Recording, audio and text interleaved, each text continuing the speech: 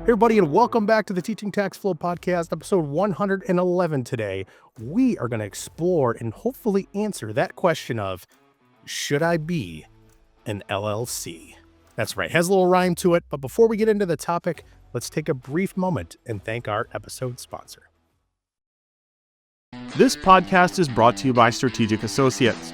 Are you a high-income earner, real estate investor, or successful entrepreneur who is frustrated by having to pay $75,000 or more of annual tax liability? If so, Strategic Associates can help. Your first step to saving thousands, if not hundreds of thousands, is to contact Roger Roundy at roger@strategicag.net or by calling 801-641-2956 and be sure to tell him TTF sent you. All right, everybody, we are back on the podcast. Hopefully you enjoyed that little intro there and the title of this one, right? Like, should I be an LLC? That's pretty much the extent of my hip hop rap music career, or the attempt at it. I'm not a poet, really a tax person in that regard, which is why we bring on this guy. If you could see him, this handsome gentleman over here. Hey, we're both wearing hoodies today, by the way, Chris. Is it cold over there? You know what? It's slightly chilly in Nashville, given our curve of usually beautiful weather. Slightly chilly, but beautiful weather for a walk, to listen to a book, or to listen to this podcast, actually. You know, this is not a parental advisory. We might have to, I won't do it. We put a parental advisory tag in this one because I almost sent you a visual bird, being that I'm in Michigan, freezing my rear off. And, chilly for Chris, just so everybody knows, is like 82 and, mildly sunny. Yeah, I think you know what? I think we've got you know what? I'm going to have to look because I don't want to lie. I think we might have we got a 5 on 55 degrees here, high of 58. Holy So it's a cow. winter. It could get a little chilly, but it's never too cold to play pickleball. Oh, of course. And I got out there today for sure. This topic, so we're going to talk about LLCs, and we can't jump into this just yet because I do want to reference two things really quick.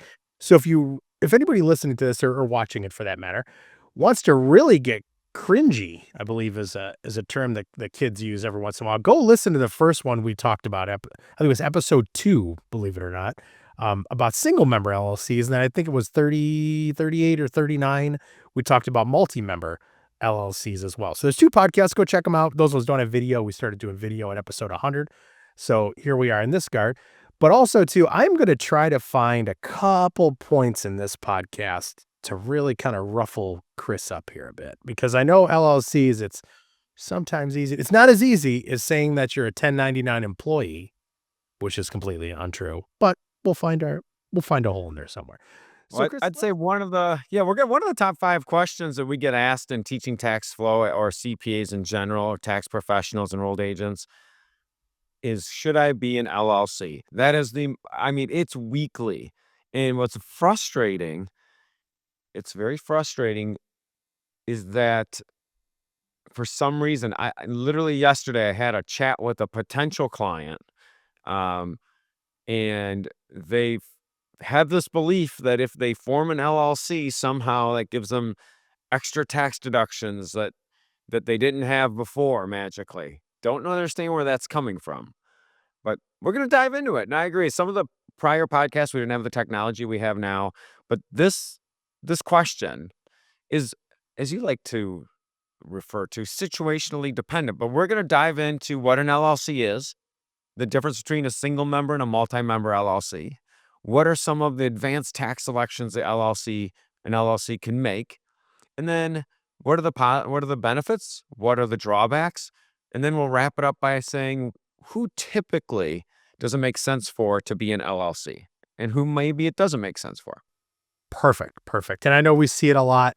I mean, I'm sure we'll get into it obviously in more detail. I mean, this is coming down to, if you want to open up a selling cookies at a farmer's market, or real estate investors, sometimes every property they own is in an LLC. So again, great discussion. Sure, we'll recap. I mean, a little bit of this will be redundant of those other episodes, but again, everything changes.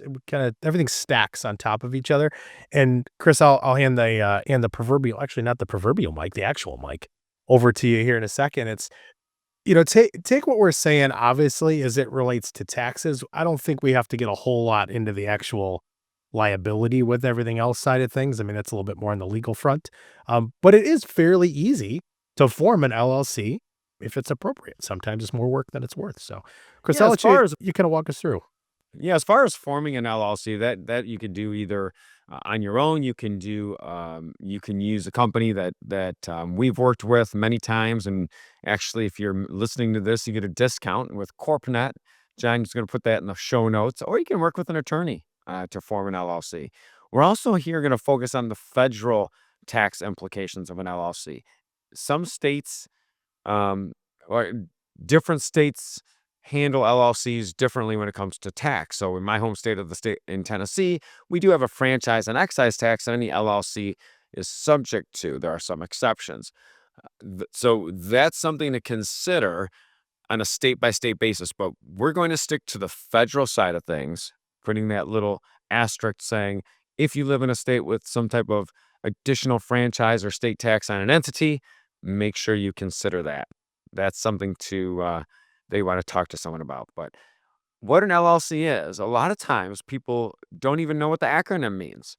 An LLC is a limited liability company. Many people think limited liability corporation, but limited liability company, and it gets formed when you file paperwork with either the state you live in or the state you're going to do business in. So you could, if you live in, Michigan, John, you could go form a LLC in another state, even though you reside in Michigan, if that state's going to, if that activity is going to be doing business in that state. So it's it's and it also, um, so that's what an LLC is. It's just you're creating an entity separate from yourself. That's what that's what you're doing. Um, a single member LLC. Let's talk about that. A single member LLC is a disregarded entity for federal tax purposes. This is very, very confusing for people. All it means is that from a federal tax perspective, if you form an LLC, it is irrelevant to your federal tax situation if you're the only owner. So Johnny T over there, remember you were knitting Afghans a while ago. Well, I don't know what Yeah. other activities we had you doing, but I yeah, we'll have to let's say wait till be John, yeah, knitting Afghans and selling those and cookies at farmer's market. Sounds great. you've got a lot going on. But let's say you are knitting, you're knitting your Afghans, and you say, you know what? I'm going to form an LLC, Johnny's Afghans. And you form it, you file it with the state of Michigan, you get a federal identification number, you set up a bank account, and you start doing business as an LLC. Well, from a federal tax perspective, that activity still is reported on what's called a Schedule C. You're still self employed. There's no difference on your tax return if you were self employed or a single member LLC. The only difference would be on your Schedule C, which is the form you report self employment income, is you'd write Johnny's Afghans with your federal ID number. Now, let's pretend, John, let's pretend you buy a rental property. All right. And you buy a rental property in your favorite city in the state of Michigan, which is East Lansing. Oh, So of you go buy a course. rental. I'm sorry. Said, "Oh, of course." Just so everybody knows, I live in the other side of that spectrum, if you're a college football fan. Do the math. Unfor- yeah, unfortunately, he lives by near Ann Arbor, but your town is very charming and nice. Anyway, you buy a rental property in East Lansing, you rent it out as Johnny T. You come to me and you say, I'm going to form an LLC called Johnny T Rentals, and I'm going to slap this rental property in the LLC. Side note, there are other considerations that have to be thought of as far as if you have a loan on the property, is the loan transferable to the LLC? Are all your contracts on the LLC, et cetera, et cetera. But let's just assume you can do it. You report that rental property, if you're the only owner, on Schedule E of your personal tax return. John, I'm going to give you a really difficult quiz. If you bought that rental property in the name of an LLC that you're the only owner of, where do you think you're going to report that rental property activity? Schedule C? It's on, well, Schedule E, but it's still on your Yes. personal tax return, the same as it would be if you just owned it personally. So that's what I mean by when it's a disregarded entity. A single member LLC, whoever the owner of the LLC reports that activity on its tax return. So if for some reason, John, you owned a corporation and that corporation owned a single member LLC, all the activity from that LLC would ultimately get reported on the corporation's tax return. So what that means, a single member LLC is a disregarded entity for federal tax purposes. There are no tax advantages to being a single member LLC, just on And I its think own. and one thing I'm sure some people have this question or being like, "Oh, what are you talking about? There's no tax advantages." Again, looking at it from the federal level, right? We're not getting into, uh, I'm trying to think of the term, tax haven states, right? Your Delaware, Wyoming, etcetera, like that. That's a whole other thing, and that's obviously just on state level. Well, here's the situation, and that goes beyond the scope of this podcast. Sometimes people form LLCs in different states so that their jurisdiction is in that state. And some states offer more anonymity as far as the owner of an LLC than others. So if you formed your LLC in the state of Michigan, all I would have to do is go to the um, Michigan, I think it's LARA, or Secretary of State. LARA is like licensing and hey, whatever the state website is that where you register your LLC, and put the name of the LLC in, and guess what I'm going to see? Who formed it and what their address is. So that's why at times people use something called a registered agent, a third party to form their LLC to get that anonymity, or some states don't make that information public. So Hmm, that's why you'll see some taxpayers, and again, you're going to want to consult with an attorney, but form LLCs in Wyoming or Delaware, some of these states that maybe have better case law for that are more pro business or more anonymity or more liability protection for its owners. So, perfect. single member LLC, it's a disregarded entity. There's absolutely there's no tax benefit. But let's look at some of the positives of the single member LLC. One is easy to file. We just said you could just go onto the state website and create an LLC. It does provide, in theory, it does provide limited liability protection for your personal assets. So, John, if you're knitting up those Afghans and you've got obviously you've got millions and millions of dollars stacked all over your house. If for some reason you make a defective Afghan and a child chokes on it, then you want to make sure those other assets are protected. So the main reason people form an LLC is for asset protection, or limiting their liability and keeping their personal assets free from potential litigation against the entity. It's very flexible, when you're doing business or in real estate. And another positive that dovetails on the flexibility is you could actually elect to be taxed as a C corp or an S corp, if that makes sense. We're going to go back to that later in the show. So those are the main positives of the single member LLC. The negatives, well, one, the expense of it, right? So there's an expense to it. Every state's a little different. In the state of Tennessee, it's $300 a year per LLC that you have to pay the state, and then you're also subject to the franchise and excise tax. But every state's different. Um, Two, it doesn't reduce your tax burden. There's no, like I said before, I know I sound like a broken record here, but I can't say this enough. There are no tax advantages to forming the single member LLC. Doesn't make it a bad idea. And third, that liability protection, it could be pierced if you're not managing your LLC properly. So let's say, John, you form this LLC, you put your Johnny's Afghans LLC, you create a Venmo account in your personal name, and everyone pays you from your personal name Venmo account, even though you had this LLC. You've ultimately you have you've pierced that what people used to call corporate veil, but you've pierced that asset protection that you might have. Again, those are more legal questions, but those are the negatives of the single member LLC. It's probably one of the things that stuck with me from college, eons ago, was that term "piercing the corporate veil."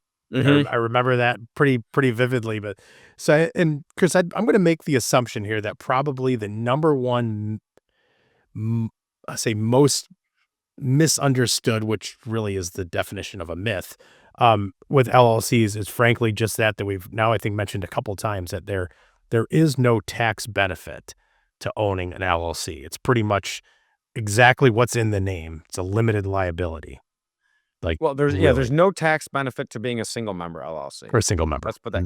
There could be some tax benefits to being a multi-member LLC or electing to be a C or S corp, which we're going to talk about. But just simply forming the LLC doesn't provide you any tax benefits. It's like saying, "Hey, I created a living trust." Great. Did you put any assets in it? Ah, no, I didn't. Okay, well, you knucklehead, you're still going to go through probate, right? That's a great comparison, though. Very good. hmm So yeah, it's like buying a car without an engine. It's not gonna go anywhere. It's just gonna sit in your driveway. So let's look at the multi-member LLC. What is a multi-member LLC? I know this might sound really elementary. It's an LLC with more than one member. Why am I saying the term member? Well, when you're talking about an LLC, the owners of the LLC are called members, not partners, not shareholders. They're actually members. So when you have a multi-member LLC, it's more than one owner. It could be two spouses. It could be siblings. It could be any parties. It could be someone in another entity.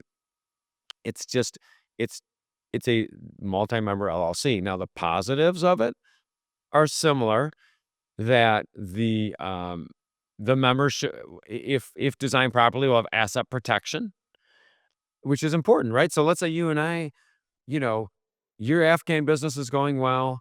You go in, and now I'm with you. I'm a member. You enter me in a member, and you know that I'm a bit of a loose cannon, and I go do something really dumb. I get in a fight with a Michigan Wolverine fan somewhere. Well, they can't sue you or the Afghan, because one member did something silly, you're protected from the other one. That's a terrible. That's probably one of the worst examples in the history of this podcast. Okay. But I was the waiting for point you to is that say, I asset tried to protection. strangle somebody with an Afghan while wearing a branded T-shirt and drop my business card at the scene of the crime. I was like, "Oh, well, still, So, you're so pushing there's it." asset protection for all the members. Mhm. A multi-member LLC by default is taxed as a partnership. They file a Form 1065. So the good thing is that if a multi-member LLC itself as an entity, so me and you formed Johnny and Chris's Afghans, right? The entity itself is not taxed. You and I are taxed personally on our portion of the income, and that is reported on a K1. We have another episode just on K1s. But the advantage is the multi-member LLC as an entity is not taxed on a federal tax perspective. We have the ability to include and add members and investors. So we could have another advantage is flexibility. Ultimately, flexibility in ownership is the biggest advantage. We could have some members that are limited members, some members that are active members. So let's say you and I want to expand our Afghan portfolio and we bring in Daddy Warbucks. We want Daddy Warbucks to put in $100,000 for us to expand our operations. Daddy Warbucks could be a limited partner. He's just investing his money. He's not a general partner out there running the business. And though, depending if you're a general partner or limited partner, the tax on that income or deductions is handled differently. So ultimately, flexibility is the key and in the big positive for a multi-member LLC. And again, the ability to add members and investors, and the ability and the flexibility to allocate income deductions and credits in not proportionate to your equity. You might be saying, oh boy, you're starting to use some Scrabble words, right? What I mean by that is, let's say you and I have the LLC and it's a 50-50. You're the one schlepping around and doing all the Afghans. Even though we both own 50%, we agree that, John, you get 75% of the profit. I only get 25%, even though we own 50-50, because you're doing all the work. So flexibility on allocation of income, deduction, credits, all of these type of things that go along with the business. So those are the big positives of a multi-member LLC. Now let's talk about the negatives. The negative is, ultimately, if we're both operating in this LLC and if we're general partners, there's no tax advantages. The tax filings are rather complex. The LLC has to file a partnership tax return and issue K1s to each member. That means that it gets more expensive. The average multi-member LLC tax return cost, in my experience, I mean, average, because you've got some that are ridiculously priced and some that aren't, is probably about $6,000 to $7,000. Now, you have some that could be done for a couple grand. You have some that are, I mean, in our private practice, we have some LLCs that have 250 members. That's a lot of those, and each member has an equity account that has to get reconciled on their K-1. So the point is, it could be the negative is it could be a significant um, burden financially for tax compliance. And Chris, you mentioned, Yeah. multi-members could have a ton of them. Just pulling one out of the Rolodex here. I feel like Chrysler, the auto manufacturer, actually is an LLC, if I remember, or one of the Yeah, they were an investment LLC, but firms. they elected to be taxed as a C corp. So any publicly traded company has to be a C corporation. Gotcha. So, but you could So be an like they're LLC and elect to be taxed. You're jumping the gun on some of this advanced stuff. You must have been doing your homework. Hey, I just remember seeing that, and this was a while ago. I feel like I remember seeing it on one of the signs for them. I'm like, "Oh, look at that. Like, that's interesting." But Mm-hmm. yeah, me do I homework. know, I'm with you.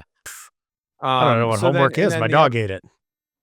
the other thing is with the multi-member LLCs is that um, they're just like a single member LLC, but I should have mentioned this in the beginning. LLCs are run based on their operating agreement. An operating agreement is the document that says, here's how the allocations work for this entity. Here are the people that have power to make certain decisions. It's basically the corporate bylaws, but since it's an LLC, that document is called an operating agreement, and that operating agreement can change at any time. Many times you'll have restated and amended, or amended and restated operating agreements because the LLC might change an allocation, or it might bring in a new member, or it might buy out a member.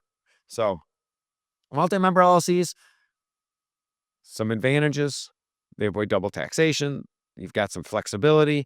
However, the tax compliance is a little more money. Now, both multi-member, and I'd be remiss if we said, should I be an LLC, and at least not mention this. We do have other podcasts on both of these topics. But what I want to say is, one of the advantages of both a single member and a multi-member LLC is the opportunity to elect to be taxed as an S corporation or a C corporation. Now, John, many of us are tax professionals, and I'm going to go behind the curtain a little bit here. So, John and I lead a peer-to-peer mastermind group for tax professionals, and it's kind of cool that you're in there because you see some of the because you see some of the same headaches and head shaking things that happen that you hear about. And I think that most tax professionals agree that S corporations are often used too much or too quickly. They could be an amazing tool. So I I'd probably preface say we hear that a lot, but then I would say actually maybe even more frequent than that, and this is for all the taxpayers out there, the biggest pain in the what for your tax professional is getting the information they need. So if Mhm. you wanna make them happy, there's a tip. I Well, digress. good segue, John, good segue to the fact that we're going to have some really awesome webinars. So definitely, this sounds like we're pitching ourselves here, but subscribe to the Teaching Tax Flow YouTube channel, even if you're listening in this podcast, just the audio, because we're going to have some tax preparation readiness and some really awesome webinars coming up to help people get the best result possible with their tax professional. And we're very passionate about that. So one of the advantages of the LLC is it does allow you, and it was a good segue with I think when it was Daimler, Chrysler, Benz, or some I remember seeing that too. But you can elect to be taxed as an S corp or a C corporation, which gives you a lot of flexibility. So if you grow out of your current structure without having to start from scratch, you could just make that election. Again, it goes beyond the scope of this particular episode, but there are some distinct advantages on electing to be a C corp or an S corp. And ultimately, that's where you want to bring a tax professional in and really work through your situation, your numbers, what type of assets you hold, and determine what structure is best. But point is, typically when someone starts a new business, I would say the LLC 95% of the time is a great option to start because you have that flexibility. The other thing, I should have mentioned this in the beginning because this is new. LLCs now have a requirement as like if you're a sole proprietor, you don't, to um, report to the federal government their BOI, beneficial ownership interest information, and that's due to the Corporate Transparency Act. That's new. So is it a huge deal? No, but it can be if you don't comply. So it's just another layer of compliance that you have to consider before you file an LLC. Yep. And Chris, early on, like if somebody's thinking about forming an LLC, obviously you're going to get a bank account after that. And those are the things that they're going to ask for right out of the gate is the articles of organization, right? Which is provided to you when you form it. Yes. But then also I haven't experienced it personally, but I've heard on a previous podcast we did maybe about a month ago or so that they're actually requiring you to show proof that you have filed your BOI now before you can open up a bank account. So it's Absolutely. something to consider. Absolutely. So that's something to consider. Johnny Mhm. T, look at that. You even mentioned articles of organization. This You guy like did do his that? homework today. Hey, it's just that for a while there, I was opening and closing LLCs like I was trading Pokemon cards or something. So it's, Ooh. you get used to it. So Johnny T with his Pikachu card. I can't remember what Pikachu transforms. My kids, though, my oldest had about a month of his life where he got into Pokemon cards. So built a deck together, and we went to the store and they would play, and I learned it was really cool because there was a lot of math involved. It's kind of like I used to play Magic the Gathering. Yes, Nerd Alert is on you know what full though? I full red I never lights. actually got into the Pokemon thing. You know, being an ice hockey goalie, I was a scrappy individual for about a decade and a half or so. I got big into like Pogs when I was way younger. Remember those things? You just like have No, the that was before slammer, my time, but thank you for reminding me. throw Or those after my things, man. time. It was like the After. most aggressive, ridiculous game on the play. Like, let's just give kids these basically paperweights and throw them at the ground. So, yeah, I don't Oh, know. a little physical action. Yeah, Oh, no, yeah, I got was rough. into I like Magic the Gathering. I think it was a lot of fun. So, um, well, anyway, let's get back to LLCs. Who should be the who's a great candidate for an LLC and who's not the best candidate for an LLC? All right, let's start with what I think are the ideal candidates. Business owners that are looking for limited liability protection for their personal assets. That's a good candidate. Potentially real estate investors that hold rental properties that have a similar concern about protecting their personal assets. Asterisk, talk to an attorney because you need to make sure that just putting your rental property in an LLC, if you have a mortgage in your personal name or other things going on, might not get you that asset protection that you want. Entrepreneurs that want flexibility on tax treatment. If you want to, as I said before, 95% of the time, I'm going to recommend an LLC to start if it makes sense. And then partnerships or joint ventures that need kind of a more formal structure. So let's say, you've probably experienced this before where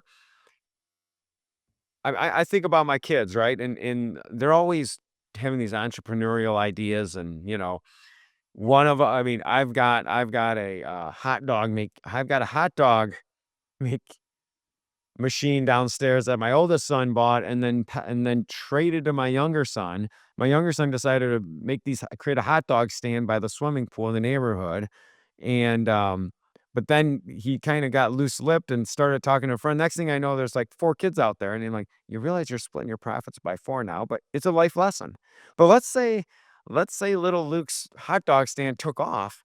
You can't, or a better example, John, is a garage band that's doing well. Hey, just if we actually start making money, put the 1099 in the one guy's name and he'll just pay the other guys. But then it grows and grows and you need actually some type of formal structure. That's a great because a band is ultimately a joint venture until they really formalize something. That's a So great think about example that. too. And I know we had a musical guest on an earlier podcast too. If anybody's a Moon Taxi fan, check that one out. But Chris, that's a really good example because that's how, you know, sometimes people won't even realize that they're in business until they're like, Right. it's almost a little, I wouldn't say a little too late, but technically, I mean, it could be, it's like, Oh, over my years, I've run into situations where I've had a musician come in, and obviously I'm really focused on the tax planning and strategy now, but I've had a musician come in with a 1099 for $80,000. Well, we did these gigs and the band took off, and okay, great. Well, I only, there's 4 people in the band, so only 20,000 of this is my income, and I've got some instruments I had to purchase and materials for the gigs. Okay, great. But there's an $80,000 1099 in your name. They should form some type of entity. Uh-oh. So in that case, that person needs to 1099 the other people for the. But of course, do you think the other people in the band probably already prepared their tax return? It's just a big domino effect. So if you, like you said, if it's something, you might be in business and you don't even realize it. So that some formality could really help, because especially a band's a great example as far as, if they're writing songs, creating songs, who owns that? Who owns that material? Who owns the songs and the production? So And almost looking at, I mean, episode 96, I had to just look up the number. We did it on hobby versus business, where, Mhm. that's kind of just the tip of the iceberg. But yeah, with the LLCs, it changes things a little bit. It formalizes stuff. It gets you moving in the right direction. So yeah, as we kind of near the end of this conversation, just a little bit, I know we had some other areas that we wanted to touch on. Absolutely. So who should not form an LLC, in my opinion? Sole proprietors or freelancers that have very minimal liability exposure. Huh. Now, an LLC could provide you some anonymity, right? But if you code software in a home office by yourself for a couple people, you probably don't need an LLC. You're just getting paid as a freelancer. So that's something that, to consider. Um, High growth startups looking for venture capital. An LLC might not make sense permanently. However, maybe it's an LLC makes sense in the beginning, and then you elect to be a C corp. Um, you know, or passive investors that just want simple tax reporting. So, John, I'll give you an example. Let's say I want to invest in an apartment syndication. I just want to put my money in and get mailbox money. I'm a limited partner. I don't have any personal liability over the operations. I'm not running the apartment. I probably don't need to form an LLC just to invest into another LLC where I already have asset protection, if that makes sense. So those are the common identity or situations where an LLC does not make sense. Mhm. And and Chris, with this one too. So this topic, right, of should I form an LLC? You know how I said a little bit earlier, and I'm like, oh, try to find a way to kind of poke the bear a little bit with you. I really don't have one. I couldn't find a hole. Although I will say this for anybody who's listening, we planned on doing a LLC 2.0 episode, and I think Chris got a little scared I might find the hole and kind of send him off the deep end. So he suggested this one for this topic for this one, from a conversation you likely had. So kudos to you, sir, for avoiding. Well, You found a content haven which you have I taken gotcha. advantage of. So Well, let's leave you great people job. with the final 3 practical tips. I love things in threes. Final things. 1, make sure you have a good operating agreement, even if you're a single member LLC, a formal written operating agreement if you form an LLC. 2, make sure you have the separation of church and state. What I mean by that is if you form an LLC, make sure you separate your business finances with your personal. Have very, very limited commingling, um, to protect that, what we called corporate veil. And 3, before you do move forward, make sure you talk to an attorney or a tax professional before forming an LLC or electing to be taxed as an S or C corp. Follow those 3 guidelines, and you'll be set up for success. Amazing. And Chris, here's one question for you before I let you off the hook here. Say it is July, August of a year. Somebody file their returns for the previous year by the April 15th ish deadline. They did not have an LLC at the time. They recognize that they're in business and they say, you know what, I really need to form an LLC, singular or multi, right? And say this is mid-year. What should they do? Should they wait until the following year to do that? Or should they go and just get it set and there's amended returns? I know there's a lot of complexity with some stuff, Right. but what would be your recommendation if you had that question? I would say talk to your tax professional, talk through your business entity, and there's nothing wrong with forming an LLC mid-year. It could make a lot of sense. Not every LLC should be January 1st. There could be many, many reasons. that someone might want to form one. And then and if you're a single member LLC, remember that one of the first things we talked about. Let's say you have your own business and you form the LLC, it's still all on the same Schedule C, if that's the case. So yeah, don't wait till the beginning of the year to do that. Just talk to someone and figure out, because we know there are different tax rules for different types of entity structuring. Ultimately, legally and ethically reducing the tax you pay in your lifetime, that's Teaching Tax Flow's mission, the voice of tax planning. And one of the strategies is making sure you're structured in the best way possible. Beautiful. Beautiful. It's a great way to close it out. And I'll actually put the challenge out there. So anybody that is part of that Defeating Taxes, that private Facebook group of ours, let's actually start a discussion on this. And maybe I'll kick it off for us here on the day that this launches on Tuesday. And just kind of get everybody's opinion on that, because I would love to hear. I mean, very self-serving, just the experience that different people have had in different states, in different businesses, just etc. So we can have a full-on LLC thread conversation that will get fired off. And yeah, chime in that. You would be very surprised. Somebody, who maybe hasn't posted in that group. This sounds like a car ad right now, but you're definitely invited. Defeatingtaxes.com. Go to that, send you directly to the group, join it, and just chime in. There's so many tax pros in there. Our goal, at least in 2025, is to have more people chiming in there than Chris, because I have to listen to him all day. He's a wise young chap, but we don't want him to feel that he has to answer every one of these. So we do have a lot of input from other tax pros. And again, it's a state by state situation, majority of it. And yeah, ask those questions. You'll get some fantastic answers, some ideas. It literally is a forum for the Teaching Tax Flow community. So check that out. And as always, kind of the boilerplate closeout outro that we like to flow with here on the podcast is we will see you back here next week, roughly same time. And Chris, do you remember that last line that I throw in there? There's your Same quiz, place. buddy. I hope so. Bingo. All right, everybody. Have a great week. We'll see you back here very soon. The content provided is for educational purposes only. We encourage you to seek personalized investment advice from your financial professional. For all tax and legal advice, please consult your CPA or attorney. Investment advisory services are offered through Cabin Advisors, a registered investment advisor. Securities are offered through Cabin Securities, a registered broker-dealer. The content of this podcast does not constitute an offer of securities. Offerings can only be made through an offering memorandum, and you should carefully examine the risk factors and other information contained in the memorandum.